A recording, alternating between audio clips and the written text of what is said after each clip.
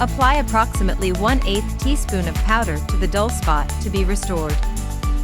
Using a spray bottle, gently spray, to prevent splattering, a mist of water over the powder, making sure all the powder is moistened.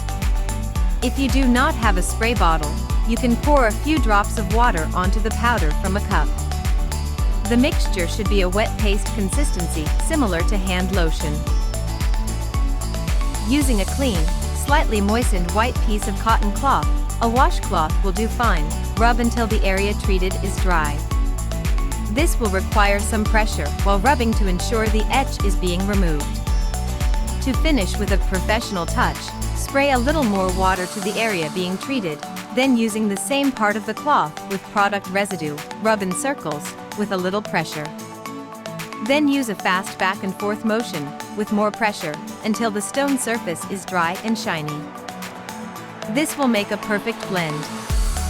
Repeated applications may be needed to completely remove the etch and blend with surrounding areas. To eliminate any residue, spray a little GT5 spray cleaner, then rub it dry.